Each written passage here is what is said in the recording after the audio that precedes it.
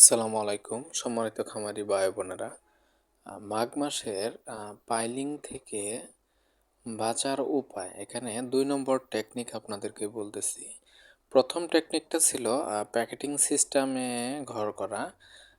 যেখানে আপনার প্যাকেটিং সিস্টেমে ঘর করলে তাপ বাইরে চলে যেতে পারে না এবং বাইরের আ আবহাওয়া ঠান্ডা আবহাওয়া ভিতরে ঢুকতে পারে না। তার জন্য ঘর অনেক গরম থাকে। ২য় নম্বর টেকনিক হচ্ছে আপনার আ মুরগির ঘরের ব্রুডিংয়ে যে পেপারটা বিছানো হয় ০ দিন থেকে, ওই পেপারটা যত দ্রুত সম্ভব উঠিয়ে ফেলা। তো পেপার যদি বিছানো থাকে সেক্ষেত্রে আপনার পেপারটা ভিজে সেচেতে হয়ে যায়। এই সময় জানেন সবাই যে বাচ্চা অনেক পাতলা পায়খানা করে।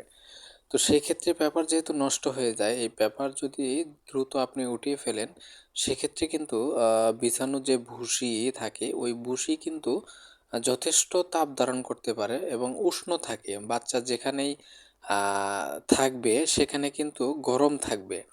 তো বাচ্চা এই অবস্থায় কিন্তু আপনার যথেষ্ট আ তাপ গ্রহণ করতে পারবে এবং কমফোর্টেবল ফিল অবস্থায় বাচ্চা থাকতে পারবে। তো অ এই বিষয়ে বিস্তারিত ভিডিও দেওয়া আছে। ইনশাআল্লাহ দেখে আসবেন, উপকৃত হবে। ধন্যবাদ।